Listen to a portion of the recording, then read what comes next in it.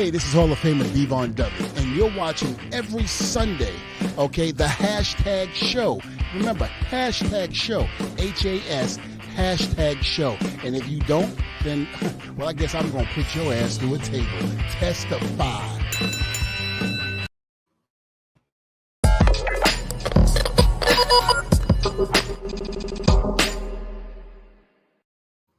Hey everybody, welcome to That Wrestling Show, and this is the instant reaction to NXT TAKEOVER in Your House 2021. Guys, I am in the driver's seat filling in for the guy Pingo, but I am joined by comedian, host, esports competitor, and commentator, as we was talking about offline, Mr. Flobo. How are you doing, sir? What up, man? I know you see what they're doing the interviews, making it happen, holding it down for the Hashtag Show. Respect, yes, sir. Yes, sir. I see you. Oh, and I forgot, you also NXT UK savant.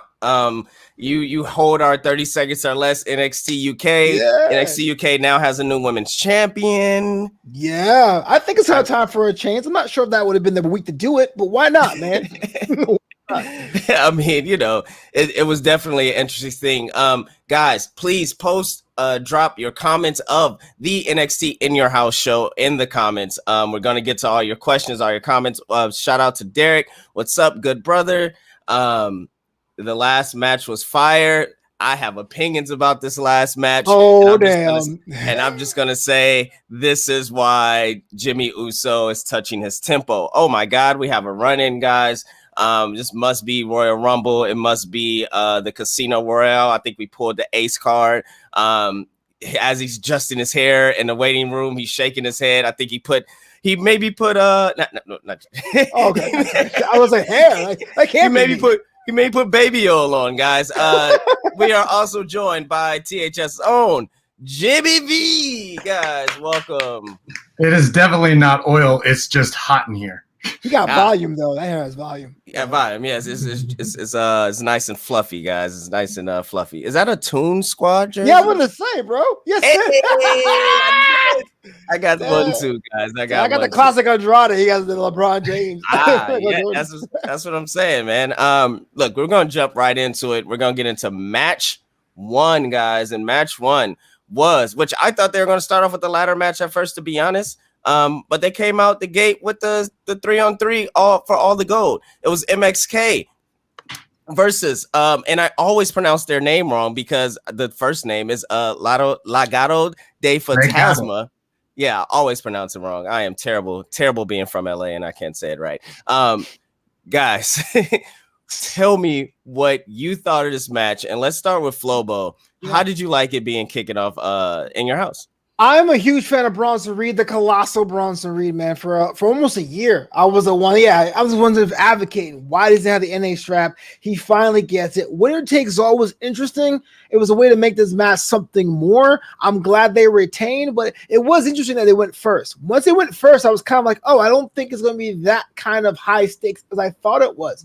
You know, and NXT In Your House is always a fantastic show. It's just okay. So I thought the first match, like you were saying, would be the ladder match or the Tian Sha match. But this one here, opening the contest, was serviceable. MSK is doing the dang thing. People always say when you go to NXT, you don't really do that well. But I'm telling you one thing, MSK has put themselves in the division. So it was a good way to start the contest. I like how it started off the pace of the show. Jimmy, I got to ask you, MSK actually got booed. And it was pretty loud in there. Do you think that they're going to end up turning MSK, or do you think they're going to just keep trying to push them for the baby faces? I think they're just going to push them as baby faces. I'm not sure if you're aware, but if you listen week to week, there's definitely a contingent of Legado fans that always try to get themselves up front and are always wearing their shirts. So that had a lot to do with it, especially if you hear the Legado chants even at the very beginning of the match. As far as this match starting out, I thought it was the perfect match to start because it brought us back to when all these takeovers with live crowds would start off with the NXT Tag Team Championship match. Mm-hmm. So I felt this was along those lines, and you just threw in the North American title in there too. So I think it worked as far as pacing the show. Jim, I got a question for you, man. Is it just me, or did that crowd seem kind of weird tonight? No, you know what? That's my biggest complaint about tonight. It's that for whatever reason, this crowd just wasn't into it. I feel like it was half and half, and it was mainly the people in the seats. The people up front are the diehards, the ones who are going to wait in line for hours to try to get their tickets and whatnot.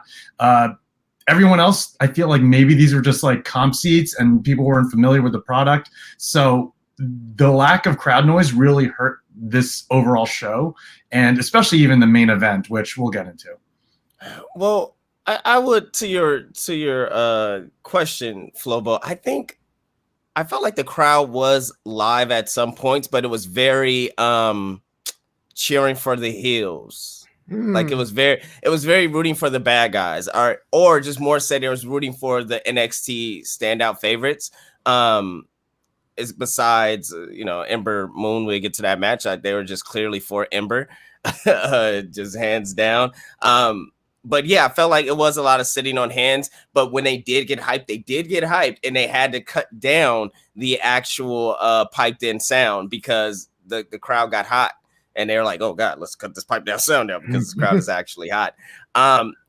So I would just ask, I mean, do you guys think the right people won? Do we see Phantasmo pop up on the main roster sometime? I feel like we're going to see him eventually, but I also feel like this match wasn't necessary because you can prolong the feud for the North American title. I don't think it should have been hot-shotted to him like immediately, because I feel at some point he's going to get it, and at some point Wild and Mendoza are eventually also going to win the tag titles.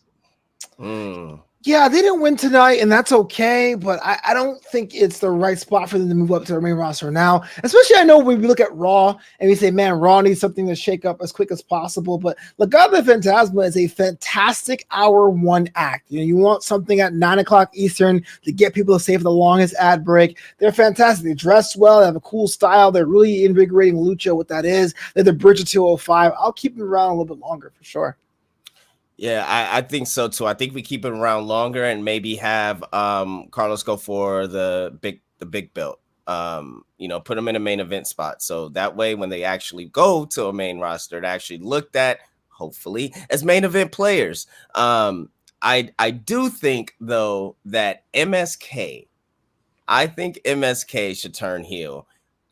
Or I'm gonna just keep saying this, when they first signed to WWE NXT, I said I want them to join up with Ricochet and them to be a faction, because the way they move in the ring, especially Wes Lee, he moves like no other person besides Ricochet. Like that's the only other person that I could see just the fluent. I was gonna say fluency, but I was like, that's not a word, guys. I'm not gonna make a fluidity. Word today. Fluidity. Yeah. That's the word. I like that word. Yeah. That word's better. I was a fluency. That's not a word, guys. I mean, rappers make up words all the time, but not today. But yeah, I think if I want to see them on the main roster, like you said, to Raw for really popping that first hour, just imagining them just with going against big guys, going against a Sheamus, going against I was say Braun Strowman. Sorry. Going against almost, I guess. But going against these guys and bouncing off of them, but plus really building that tag team division on Raw, I think that's where I would want to see MSK. But I think to have them add a little edge to themselves, because a lot of people don't know who they are. And they're just dope because they do like amazing things. And of course, we know them from being the Rascals on Impact or something like that. But like a lot of people don't. And I feel like turn them heel will make people more invested. What do you guys think? It's not necessarily it won't be invested. I like it. But the thing is, once you start putting him with the Ricochet, people are going to say, well, this is like Trey Miguel all over again. And I hate to say it, because Trey Miguel and Ricochet are two different competitors, two different skill sets. But they look close enough that to the average person who's maybe a casual wrestling fan who dumps in every couple weeks, it's going to be like, oh, they are doing the Impact thing. So I'll know just on that promise alone will keep them separate. But I think they're entertaining as faces. They can be entertaining as heels. That just shows how good they are, how much range they have. Facts. Jimmy? I do think the idea of them as heels is intriguing, and I think it could work, but it needs a little bit more time to simmer. Like, we need more, pun intended, face time with them, so that they can build up themselves as as a recognizable tag team aside from all the Impact stuff, because even people who watch NXT, some of them didn't watch Impact. So I think somewhere down the line, you have them lose the titles, maybe go on the losing streak thing, and then they become bitter, and then they become heels. Facts. That's a great point. Let's move on to match 2, guys. We had Mercedes versus Zioli. I'm just going to toss it to you, Jimmy, since you're right there. What was your takeaway from this match? I think it was a good cool-down match after that 6-man tag. It wasn't a terrible match. It wasn't a great match. It was just a good match. I will say that I think that the showing from Zioli was rather good because this is probably the biggest stage he's had takeover-wise. Also, the randomness by having the leader of Tian Sha, I can't remember her name right now, doing the Tongan death grip. Mi Ying, I think it is. Mi Ying, yeah. Mei Ying. That was very Tongan death grip-ish. I'm just saying. So Flobo. Oh man, I hate to say this, man, but I was disappointed.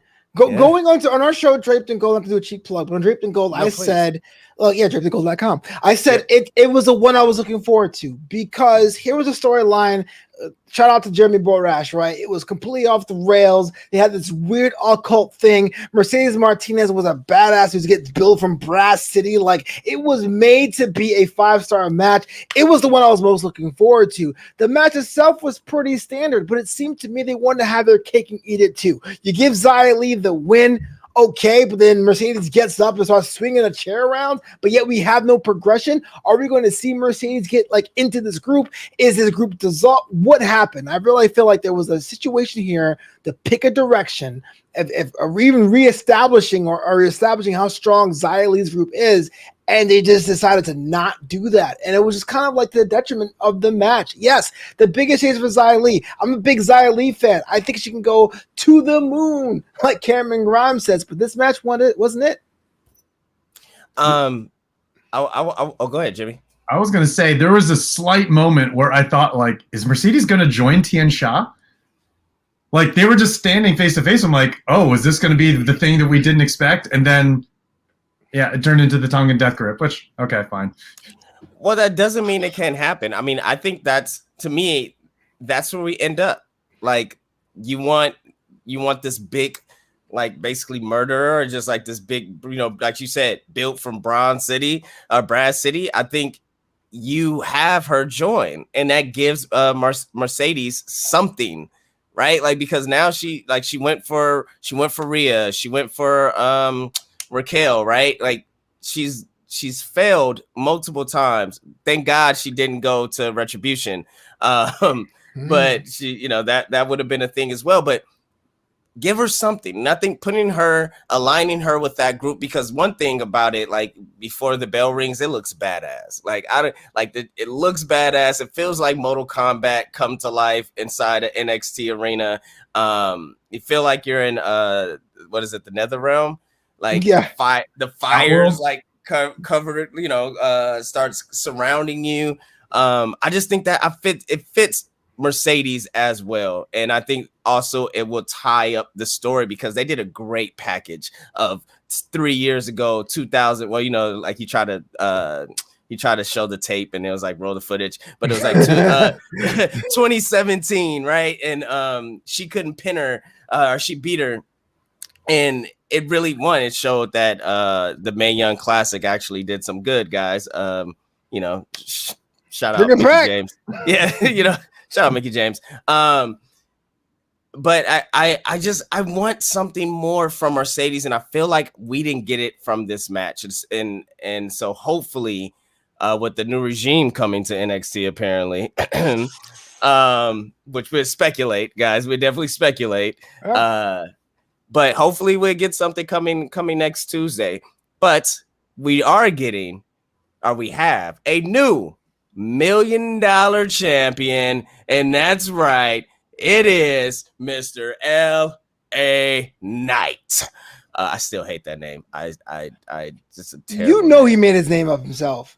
Oh, he that definitely did. that does He not sound like a definitely did. WWE name. If he came out as like Preston Walker, I'm like, damn it, Vince. But LA Knight is definitely Eli. No, LA. LA. And I mean, Mr. it's better. L. What was his previous name? Like his previous NXT name? I can't even remember it. I just know it was even worse than LA Knight. I don't remember that It either. was so generic, and I can't. That's the reason why I don't remember it. I thought he wrestled as his like a shoot name, Sean Ricker. Ricker?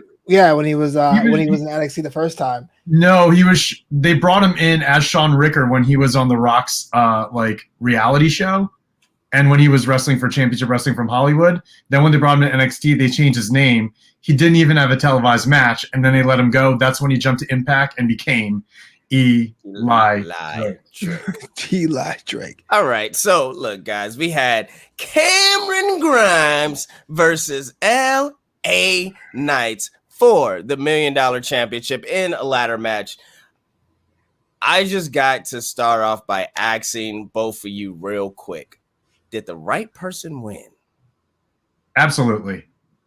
I mean, it's more about the chase, right? So if Cameron Grimes wants to prove himself as, the true $1 Million champion, he'll have to defeat LA Knight. And I think that prolongs the feud even more. And, I would prefer to see a heel as the $1 Million champion. That's what sells that belt. It's being a heel. Like, let's be honest. Aside from him winning it, did anyone care when Virgil or the Ringmaster or Ted DiBiase Jr. actually do anything with it? No. It needs to be a heel who can actually do something with a belt, and we have that in LA Knight. Yeah, having this unsanctioned championship was always a marker for heel, FTW championship aside. And it could have been Cameron Grimes until about 2 weeks he went into the ring and said, I looked up to you, Ted. Why are you doing this to me? And I go, oh, okay. Mm-hmm. Now, it was funny about Eli Drake. LA Knight is that a couple weeks ago, I thought he was going to be locked in Bronson Reed for the North American title. I was all about that now. But this puts a whole nother bunch of storytelling, puts him away from the NA title. We don't know what the $1 Million Championship is for NXT. They gave themselves a lot more storytelling options. So, yeah, the right person won. Yeah, I agree. And also, I feel like LA Knight was going to win the minute they piped in cheers for Cameron Grimes coming out. I was like, oh, they're clearly pushing him as a face. I don't know when he turned face, and I honestly think it was his intro music that turned him face, his theme song, more than anything. That's a really tough, because he's still been he's been a heel. He's been just this annoying, I'm Richarding you to the moon type of heel. But the right guy definitely won with Eli Drake, with L.A. Knight. And that just reminded me of the press conference yesterday. Guys, if you haven't watched that press conference, I suggest you go back and watch it. And I feel like they need to do more of these, at least for NXT, because when you have all those guys that could talk, like Adam Cole, LA Knight, Pete Dunne, Johnny Gargano, Kyle O'Reilly, Cameron Grimes, Karrion Kross, everybody on that stage had a mic time, and they all killed it during the questions. And that just made me even more be interested into this match, and to have it be in a clear case, hanging up, gold ladders. It really made it feel important. And we know that WWE I feel like is the land of titles. Like, they just have so many titles, but I feel like this is a story. And one thing that NXT has been missing during, I feel like, the pandemic era is stories where people could actually sink their teeth into. They've been putting on amazing matches, but stories. And so I feel like now this makes Cameron Grimes, to me, the best character in NXT at the moment, even a bigger star. Yeah, and I say best character because it's more complete. Like, it's like how Sasha Banks was. Like, she was just a complete character. Yeah, remember when Cameron Grimes was just the guy with the hat, and it's like worlds above that now with this new character, which from what I was told is, he's kind of living the gimmick for real. He said it on the Corey Graves podcast. He for sure said he really invested in the stocks. That's how it all came about. So stocks. I'm with you. I remember the Technical Savage wearing a top hat. I had jokes for days when he was wearing a top hat. I was like, yo, he looks like the Magic Mike, Mr. Monopoly. He looks like a backwoods Abe Lincoln. I mean, it was the most disgusting thing I've ever seen. But again, besides the stocks and the whole Beverly Hillbillies vibe, here we have this idea of the $1 Million Championship.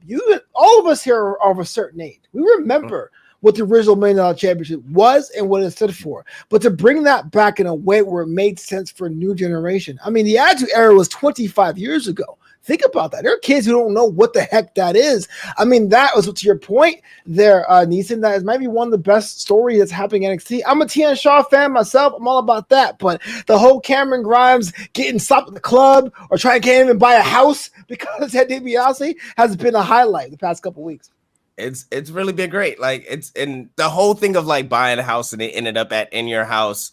Fantastic. I think this, like I said, storylines that they're doing right now, they're really getting into their groove. And I really hope that NXT starts going on a road just so they could get out of the Performance Center and really start are you crossing your fingers? Crossing my fingers. And look, from this point, it looked like you were pointing at yourself, and I was like, "Oh, okay."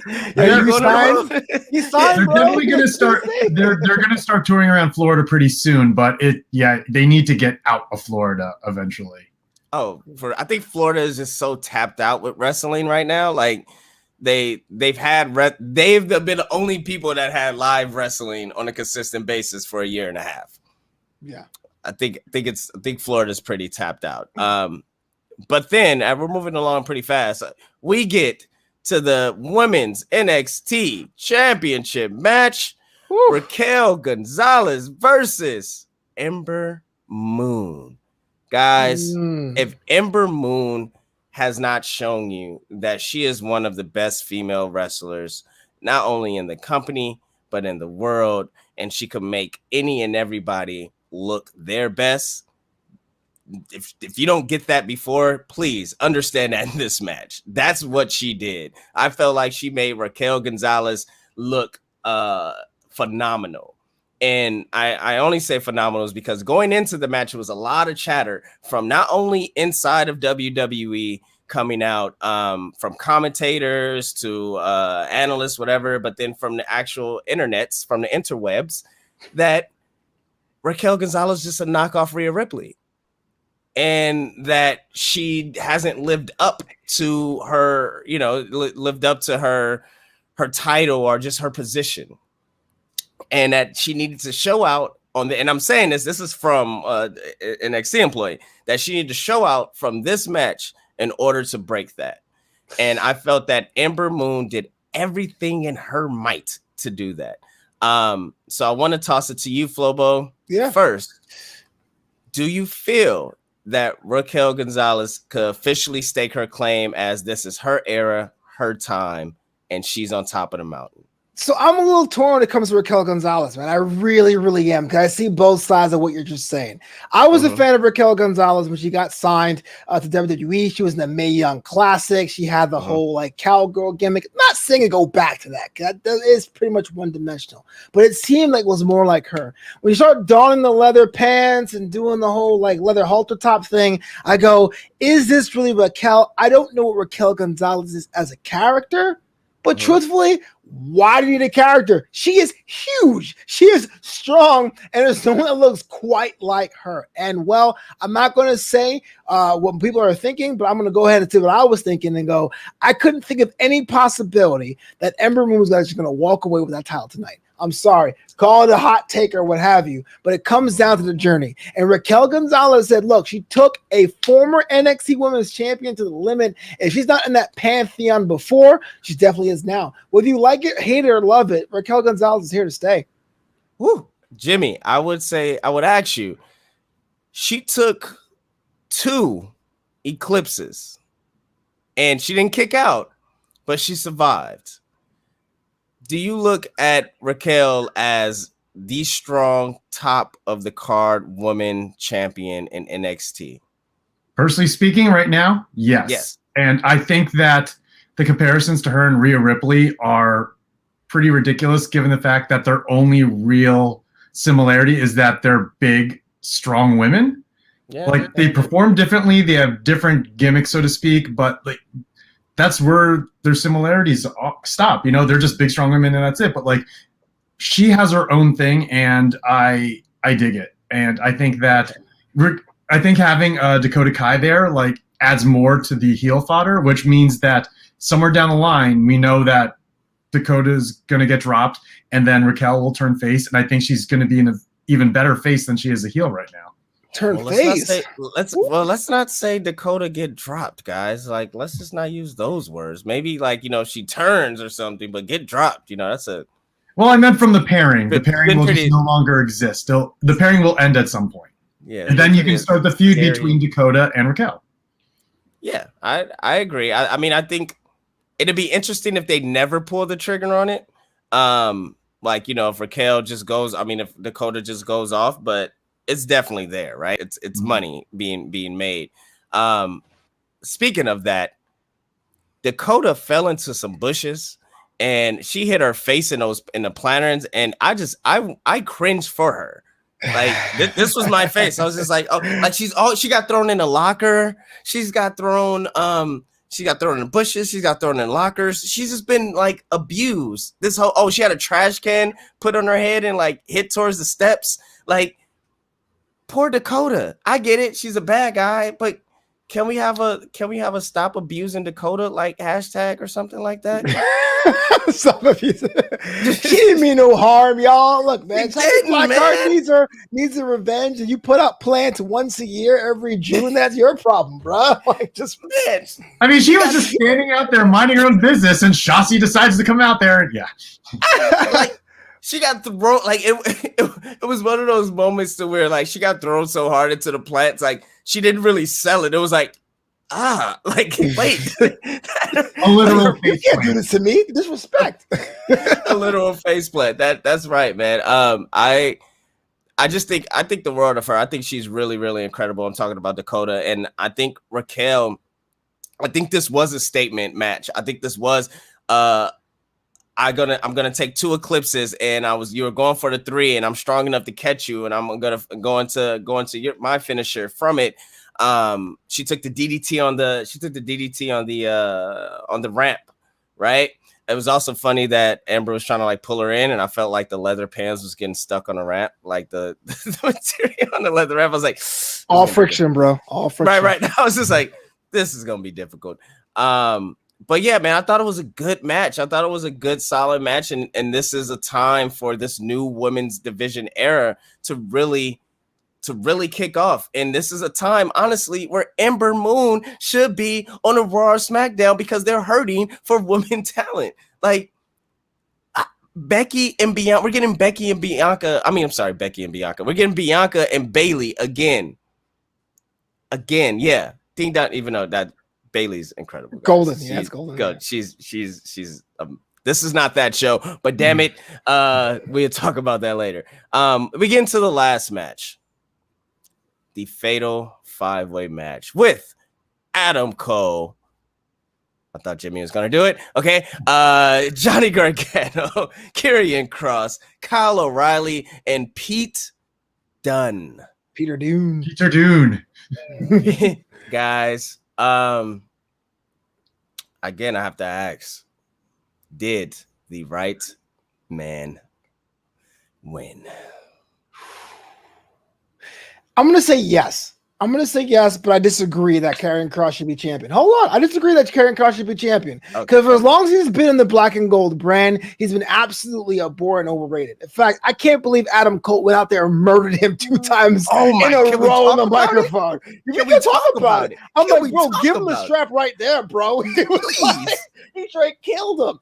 But you have a 5-way like this, and almost the only person in the conversation who had any momentum going into that match was Adam Cole. Maybe Kyle O'Reilly, but I don't quite buy him wearing a jean button down, right? So, like, yes, you have to have the guy retained today of the match setup and what the pay-per-view is. But frankly, Adam Cole proved in 2 weeks alone that Karrion Kross, to me, does not fit at the top of that card. Hot take.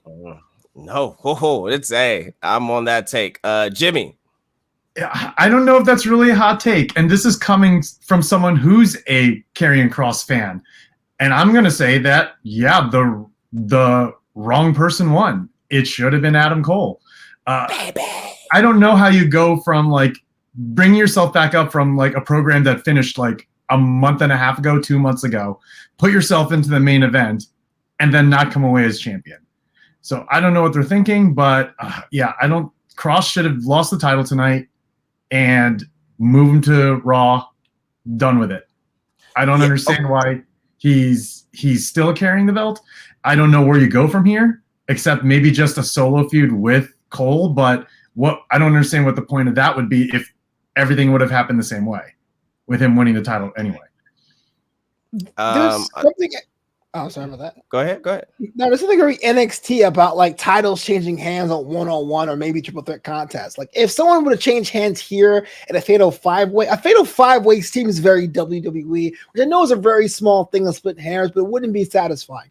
I am willing to have someone cut Karrion Kross down, and Adam Cole proved that he did it on the microphone and he wasn't involved in the decision, but he was taken out by Kyle O'Reilly. So I don't know if this sets up a match between Karrion Kross versus Adam Cole one-on-one, that may be the one that makes it happen. But I've just been I've been told, I've been shown that Karrion Kross is not quite ready. Even his first title run, when he won from Keith Lee, that match itself was kind of like, You know what I mean? Like there hasn't been much things besides this intro that made me go, this guy's money. I want to see him every week. Well, he's a main roster guy. Get him out of there. Get him out of NXT right now. Go do that on Raw on a 3-hour show when you can have a 5-minute intro, 10-minute intro, and it's a smoke show with a smoke show next to you. And, and you could do your X's and have a bunch of screens do X's too. Get him out of there. And this was the perfect time to get him out of there. I felt like if not Adam Cole should have won that title, it should have been Johnny Gargano. Those are the two people that should have walked out with that title and then went one-on-one with Pete Dunne and had a feud going into the summer. This is why him, Jey Uso, right here, is sitting here with his hands on his tempo because he can't believe he looked at this amazing match, and the amazing points in the match was when Karrion Kross wasn't in the match. Like, that was the best parts of the match. Besides I thought the end was a little dope thing, like, Adam Cole, like, about to tap and he choked out Kyle O'Reilly. But I get it that NXT is not developmental, but it's still developmental. And they're prepping people for, to get to a main roster, somebody like Karrion Kross. But bro, like, we don't need you. You need more people. Go to Raw, bro. Like, go. And it's okay because I think you'll survive and I think you're talented. Like, it's not that I think he's not talented. I just think that NXT has such amazingly talented people down there. Like, and it just shows, and especially in a match like this. And maybe this is supposed to raise him up. Like, maybe this is supposed to level him up, give him a bar. But like you said, he can't hang on a mic with Adam Cole. He can't. Like, Adam Cole destroyed him, and he set up like, yeah, when I signed here, you weren't special anymore. He said, what he said is like, I don't need all that. All they have to do is ring the bell. All they have to do is ring the bell. Yeah, come on, man, get him out of here. I agree with you. I got a question though about Pete Dunne. I mean, I like Pete Dunne as much as the next guy, but it always feels like that title has eluded him his entire career. How much time can he be in the mix and not get the title before we go, yo, Pete, what you doing, dude? I don't think he needs the NXT title. I honestly think that, look, I'm still hoping for Daniel Bryan going there and them having a program. I think Pete Dunne is the perfect wrestler to a Johnny Gargano-esque, like, all they need is amazing feuds. They need great stories, and they're going to put on incredible matches. Pete Dunne could be on Raw or SmackDown and run through the ranks up there and be a solid mid-card, like, title person. He'll be a solid intercontinental title. He'll be a solid U.S. title champion contender. I don't think he needs the NXT title. I think it'll be dope for his resume for sure. But him carrying that company, I think he's already those 4 people in the match besides Karrion Kross is already carrying the company. Mm-hmm. Jimmy, I do think that with his lengthy run as NXT UK champion, yeah, I agree with you. I don't think he needs the NXT championship. I feel like, yeah, like you said, strong mid-card US or Intercontinental title kind of thing. I don't know what they're waiting on. Maybe it's a little bit of Pete Dunne himself. Maybe he doesn't, just like many other people, he doesn't want to go to Raw or SmackDown.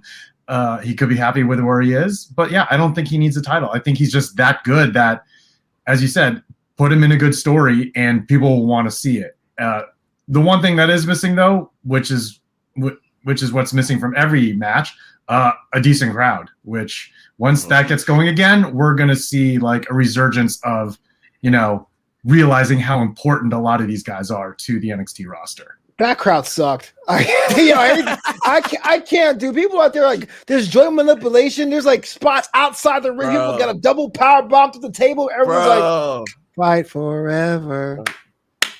It wasn't even on beat. Forget that, bro. Like we need to go on the road. There were points where like, they would go through these crazy spots and then everyone would be down in the ring and like this is when the crowd should be going crazy, but it was like crickets. I'm like, what is going on? Yo, that bird's eye view? That bird's eye view? Oh my God. Like, yeah, that's what I'm saying, man. Those four, all those guys are incredibly talented. What those four guys did in that ring, they are NXT. That, like, to me right now, that is the current Mount Rushmore of NXT. Those four guys right there. They deserve a match. They deserve a crowd. I mean, you can go watch AEW, and we're talking about this to one of my colleagues before this. You watch AEW, you can make the Varsity Blondes versus Luchasaurus, and everyone's going absolutely nuts with no consequences to who is going to win this match. You have the NXT title, arguably the workhorse championship in the entire company, and it's just, come on. Like, they deserve better tonight. They got to stop the friends and family thing. I think it's, but also it's in a performance. Jimmy, you would know this. So Jimmy was at NXT a couple of weeks ago. Are most of the crowd friends and family, or are most of the crowd actual like NXT fans that, go every once in a while? When I went, there were definitely the NXT regulars, so to speak, who, if you watch like even back in Full Sail, you'll recognize some of these people in the crowd. And a lot of those people are the ones like directly up front because they're the diehards. And when I went, there were definitely a few of those like sit on their hands type people. And I feel like a lot of the regulars took notice of that and tried to be even louder. I wouldn't doubt that that's the same kind of thing that happened tonight, except for the fact that the diehards were being outnumbered and the dead crowd noise was just too formidable of an opponent for them to overcome. Because you could see them like banging on the plexiglass, but then if you look directly behind them on the risers, those people were just sitting there like this. Yeah, the people on the risers really pissed me off. Like, they really, really pissed me off, man, because they definitely were like sitting back. You weren't eating anything. It's not like you were eating popcorn or a hot dog. Like, you're just sitting there with your mask on, with your arms folded. Like, you're there to watch wrestling. You're not even in Japan, so where like you're clapping at the spots when it's ending it and showing your appreciation. You're sitting there with your arms folded and your legs crossed, leaning back. Why these people are risking their lives for your entertainment. How dare you? And the funny thing is, I know there was a high demand for these tickets. That's the funny thing, because they went through this different protocol where, they sent out the email warning you that tickets were going to go on sale. Not that you were buying them, but tickets are going to be available. And then they were made available and they got scooped up within 2 minutes. Yet these are the people that showed up, which was a little weird.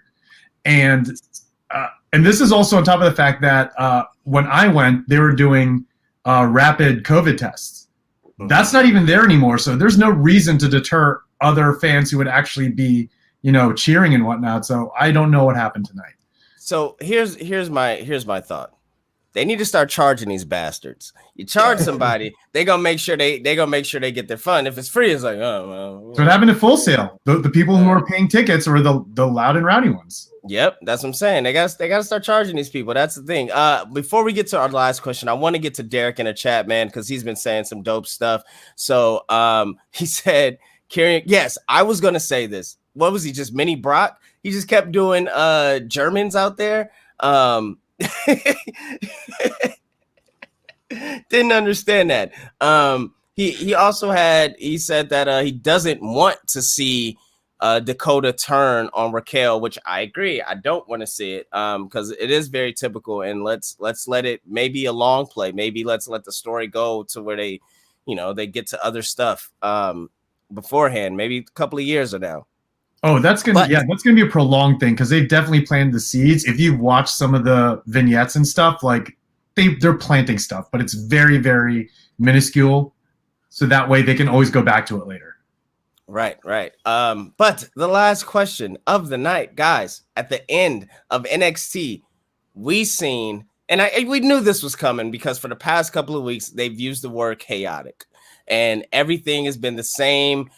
People trying to fight each other, security guards holding them back, which I always think, like, in a land where you actually fight each other, you don't think you're gonna not fight each other in the back or like other places. Like, this should just be a normal thing. But it's chaotic now, guys. It's crazy. It's chaotic. It's so chaotic that General Manager William Regal said that 7 years, it's never been this chaotic, and it's time for a change.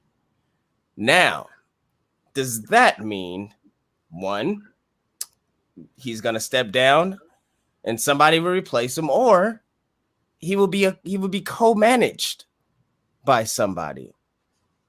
All I want to say is, guys, do you think it's Samoa Joe or not? Flobo, go ahead. Whoa, that is a prediction and a half. Well, if it is Samoa Joe, I'm all ready for that because that is somebody I will not get in the face of to argue about what's going on. You know, one of my broadcast colleagues, Jack Farmer, Draped in Gold's been going on for months how the brand is just totally going off the rails with William Regal. He's just not controlling everything. But I can say one thing, man. William Regal has been a constant in eras of Baron Corbin being a general manager, not having a general manager, bringing one back at Adam Pearce, kind of sort of with Sonya Deville or whatever. Everyone looked forward to William Regal being like War Games. But it's a whole new look for NXT. They have to go younger. So to use your point, if Samoa Joe is the new general manager, I'm on board. Why the heck not? He can do anything he wants. Jimmy, do you think Samoa Joe is the new general manager? I didn't even have that anywhere near my radar, my mental radar. So that would be very interesting. I could see it happening, and I think that would be really cool. But I'll present another scenario for you. Give it to me. What if it ends up being a protege of William Regal's, who may have adopted some of his coloring as far as his beard? And what if this is the way you get him into NXT to begin said feud with someone else who wears William Regal's former colors? That being Daniel Bryan. So what if Daniel Bryan's brought in as the new GM? He has experience as a GM, so why not bring him into NXT?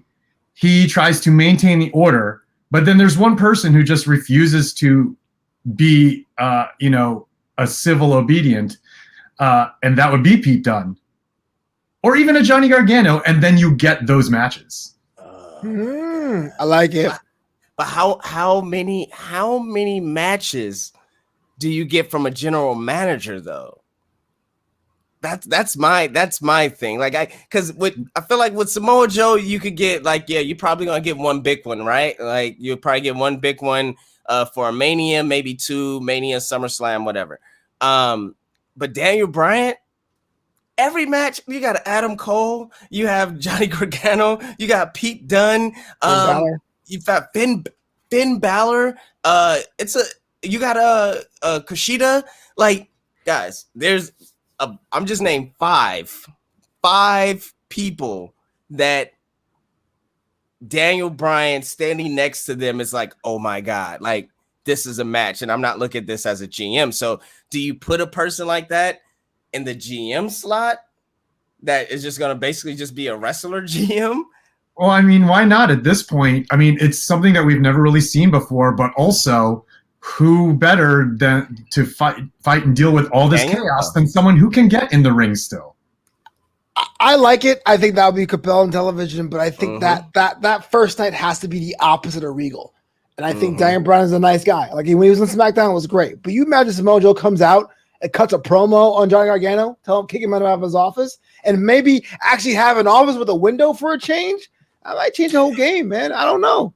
I'm going either way, though.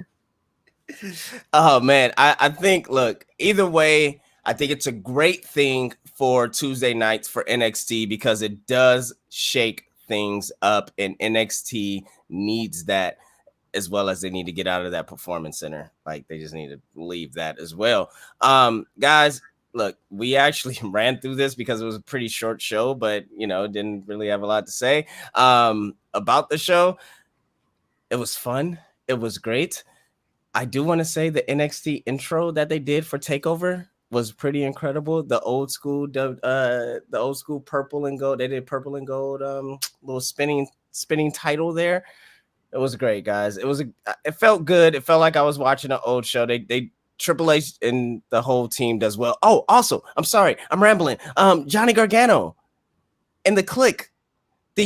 I'm so mad that they got these outfits done, and we only seen Johnny Gargano's as Shawn Michaels, but we didn't see. You'll see Candace. Those other outfits when the next time they wrestle for sure. Oh man, Candace as 1, 2, 3 Kid, Indy as Razor, and Theory. Austin Theory as Kevin Nash as Diesel. It was incredible, man. I want to see. We should have saw that tonight, but I guess we'll see it Tuesday. But let's get the plugs in. Flobo.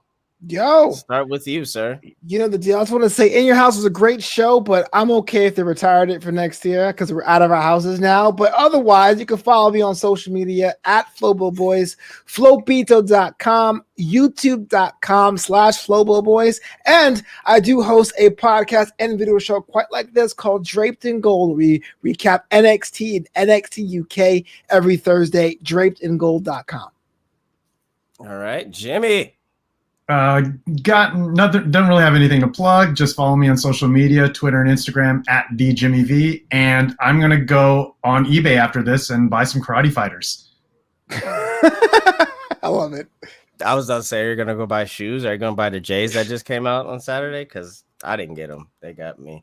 I got big feet. It doesn't look the same when you're a size 13. I mean, well, they always have your size, though. So, you could. The whole shape changes. It's like a whole different design. it's like stretched out. You know what I'm saying? Like it's weird. Yeah, hey, big feet problems. I guess I don't have yet. All right, guys, look. you guys know you can find me at Stay Fly Life on Instagram. Follow In a Session as well.